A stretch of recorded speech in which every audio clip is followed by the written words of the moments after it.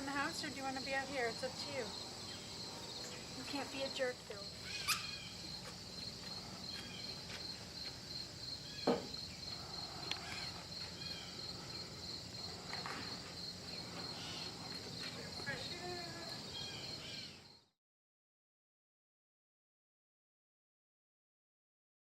This is local clay, dug up from around the foundation of my house, and I'm going to process it in this old bathtub. And before I process it, I break it up into little pieces and screen it through some hardware cloth, which helps me get any stones, weeds, detritus out of it. This clay does not have high plasticity, which means it's a little harder to work with. It might break and crack as I work, but that's part of what I like about it. It has character instead of plasticity. It's also reddish brown stoneware, not real white like a porcelain and not super iron rich. It won't be black, it'll be sort of an orangish color when it's fired. It will have some porousness. I fire it to a high enough temperature that it's useful for functional wear as well as sculptural. This clay is also local clay. I'll break it up into small marble-sized pieces and slake it down in water, in which I'll run my hands through it for about 10-15 minutes each bucket to get any rocks and stones and grass out. Then I'll process this clay once it's wet by drying it out slowly on top of bed sheets in the sun until it's a nice working consistency. After I make the pieces, I'll bisque fire them once.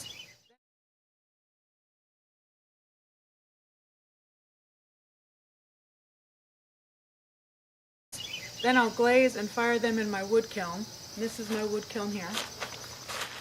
This is my wood kiln. I designed and built it 5 years ago. It's a very old traditional style and is fueled 100% with wood. I don't know what the process would have been in the early eras of Weis pottery, if they would have used wood or oil. They used wood and they used groundhog kilns. Groundhog kilns are the type of kilns that I'm trained in. They tend to be long and flame-like and very low and in the ground, and they fire for a similar amount of time as this kiln. When I fire this kiln, it fires for 3 days around the clock, and the Weis pottery would have done a very similar thing. Once you start a firing, you can't leave it alone. You have to stay with it for the whole time.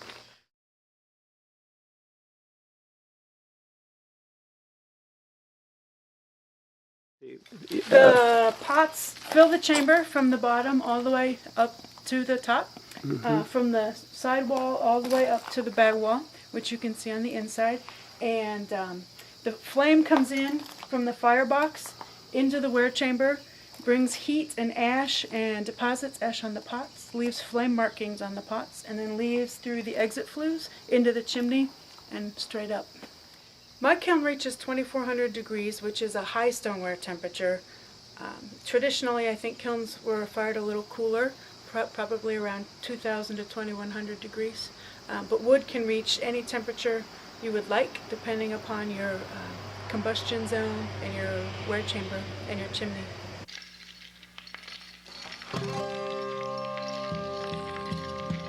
A fifth-generation potter, Davis P. Brown, observed, "Speaking of firing, lots of people think red's hot. Red hot ain't even hot. When it's hot, if you look in them, it's like looking into the sun."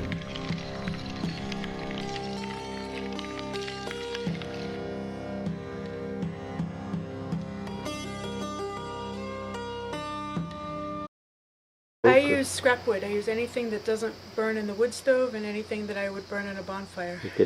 So lots of limbs. The skinny limbs have the most minerals, so you get the most interesting deposits, and they allow for the most flexibility in gaining heat.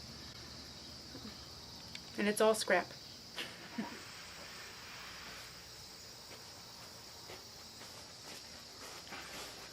I did some research, Joy, showing the data about the Weis's pottery operation in 1850, and they reported that they spent $700 period for a year's work and they'd used 600 cords of wood and a whole lot of lead What does that signify to you as a potter? 600 cords of wood is a lot of wood. For me, a cord of wood is 8 foot by 8 foot by 4 foot. And in a firing, I go through maybe 2 cords of wood.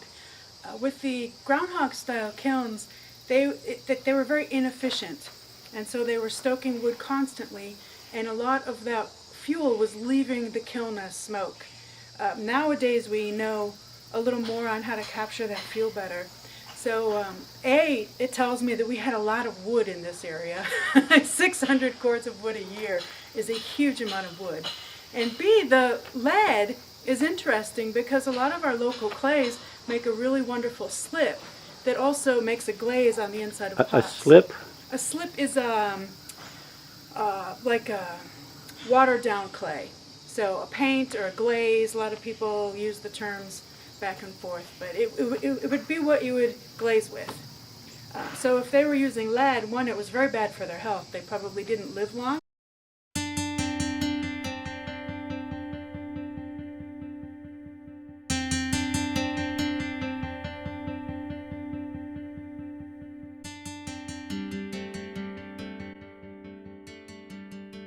Mm-hmm. And B, it's very expensive. Even then it was expensive to use, but it's what people thought they needed to do.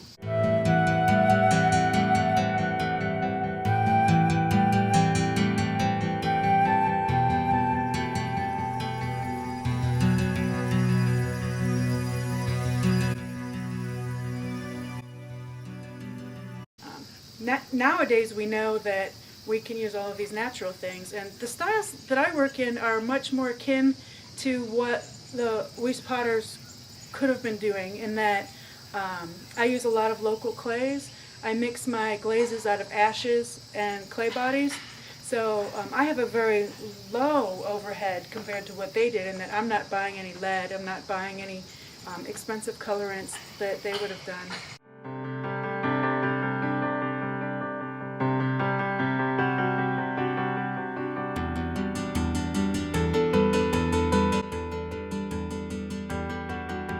My studio is similar to the way that they would work, in that I have a closed system. My water comes from a rain barrel. I don't have any running water. My kiln is fired with wood. I don't fire a gas kiln, which a lot of people do nowadays.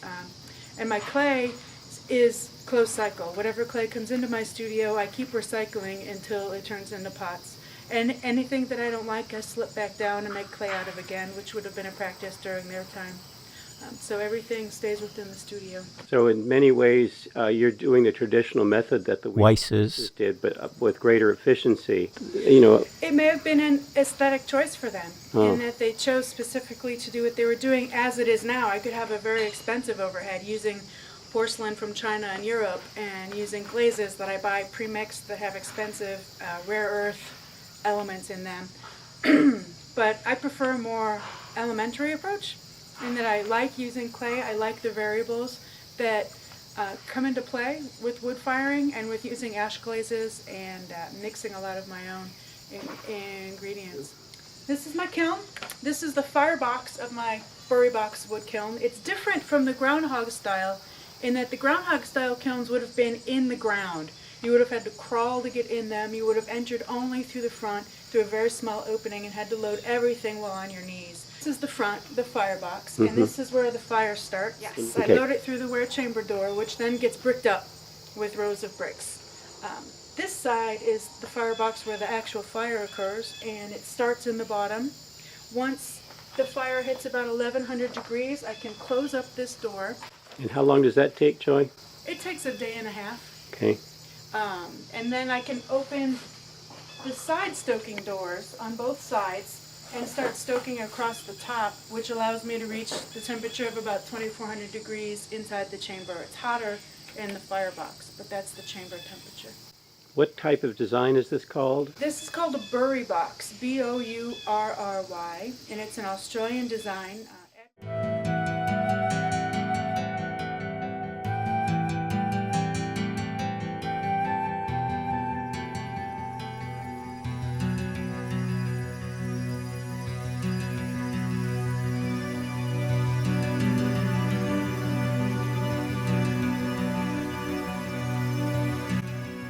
And what it does is it's a very efficient wood burning kiln because the wood is burning up here and the coal bed is down below. Yep. The air comes in, it burns the wood, but then all of the smoke and the waste products that would be going out the chimney burn off over the coal bed. So I get what we refer to as a double burn cycle. I'm getting heat during the first burn of the wood and extra heat as the smoke and gases burn off. So it's very efficient. I get no smoke. I have no waste product in that way, and I use half as much wood as I would in a kiln this size without the Bourry box function. Yes, it's a cross-draft kiln because the firebox is here. And then you have the two. Everything goes up into the wear chamber and then back down across from the firebox. Oh. It's more to the flame pattern. Okay. Groundhog kilns are often called updraft, although they're kind of a hybrid because if you imagine a flame-shaped kiln, it's also going uphill. So your firebox is down below and you're stoking the wood, and then the kiln goes up and the chimney's at the top. So it has a little different pull to it. The chimney is always the engine of the kiln. It's always what's pulling the heat and flame through the kiln.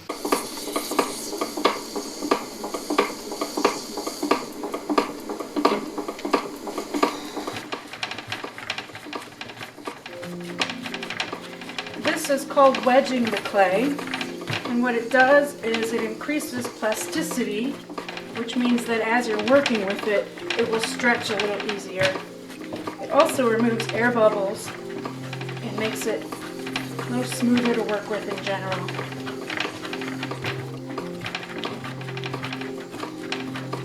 So every piece that I make has to go across the wedging board.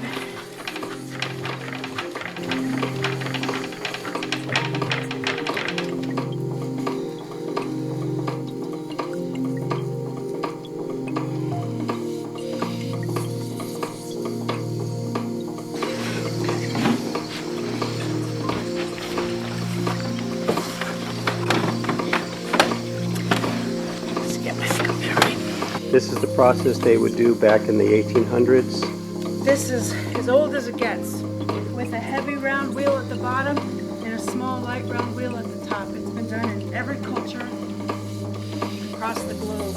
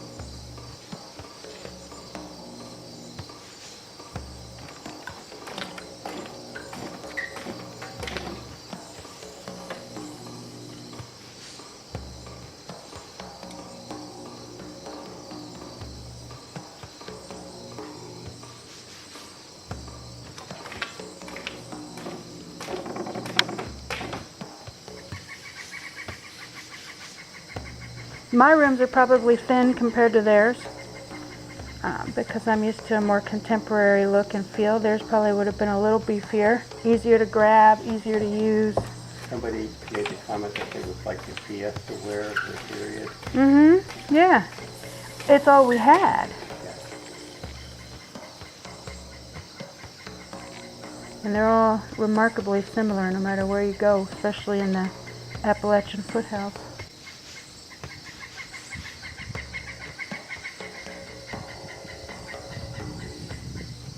Beauty of the kick wheel is that you can't be in a hurry.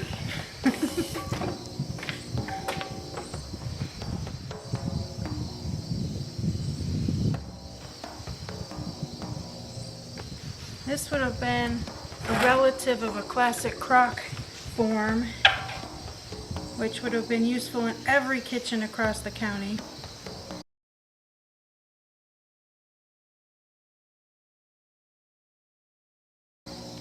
During the years that the Weis family was in operation. Would have been their bread and butter, literally.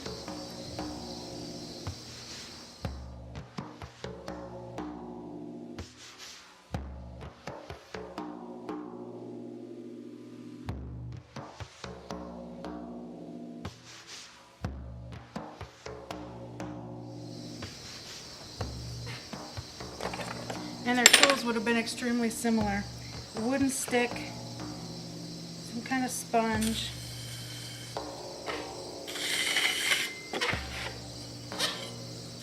something with a point, just in case.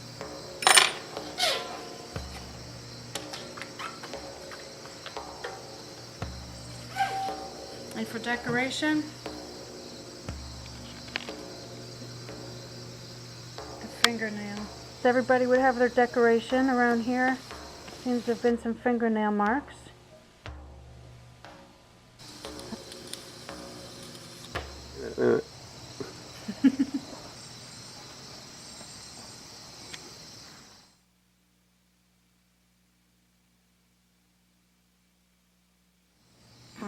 We can do another one on the electric.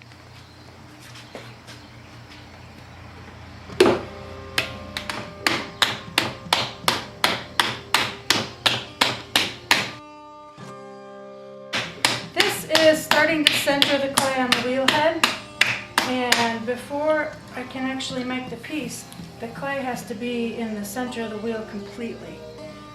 And these are all different techniques to help make that happen. This is called wedging on the wheel, where I squeeze it up and then lean it back down, and it also helps to align the particles. I have a modern day wheel here. This is an electric wheel, which is silent, which is really nice. I center the clay, if it comes closer to the starting shape that I want. And the first thing that I do to actually fill the pot is called opening. I sink my thumbs into the middle and start to create the inside versus the outside.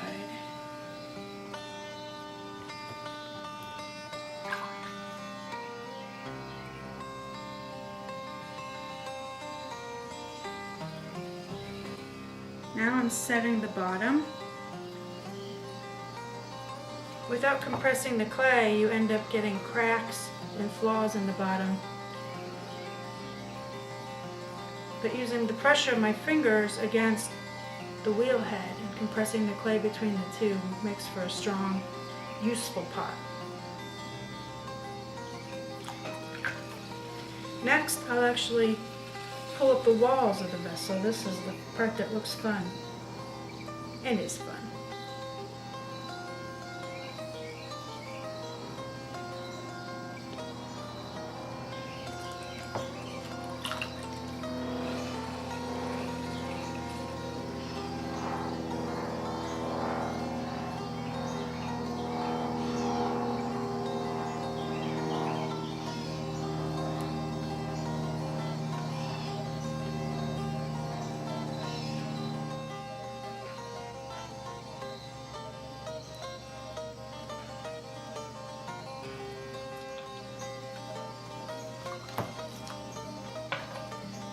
the pot gets closer to the form that I want, I fine-tune it with different tools. All of them could have been used during any era. This is a wooden rib. And again, it compresses the clay particles. What I'm looking for is a wall that's even, thin but not too thin. I want it to be sturdy when it's used, but not too heavy. So I dance in between thin versus sturdy. And it's at this point where the wall feels good that I start to think about the form.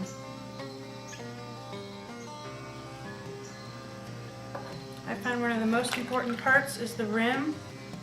It has to look good, but it also has to be compressed because it's very common to bang it on the kitchen sink and it would chip if it wasn't compressed very well. So it's important to spend a little extra time making sure that functional pots actually work.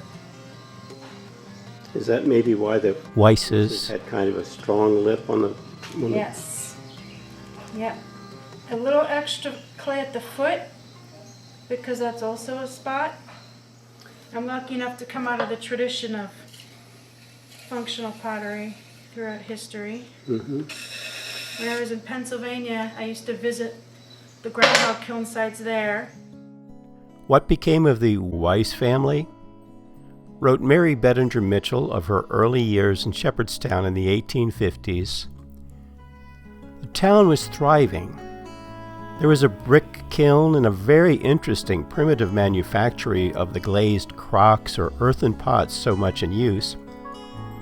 It was carried on by an old man in the old house and had quite a medieval flavor. After the Weis men would dig up and load the low-plasticity red-burning clay on the outer bend in the Potomac nearby, they would bring it by wagon back to their work site. To children like Mary, the clay mill was of absorbing interest, and they hoped for a ride on the long wooden shaft or tongue to which the gentle horse was hitched along, going round and round in a prescribed circle, as it patiently ground the clay into a fine, smooth powder. A stone burr, working on the same principle as a flour mill, did the work. Time progressed, and tastes changed in favor of the blue, glazed crocks and jugs, and the Weis manufactory went into a long, slow decline through the rest of the 19th century, the family finally selling their home to George Balshofer. Ever faithful at St. Peter's Lutheran Church, William Weis's burial site was graced with a stunning urn. So stunning that vandals threatened it.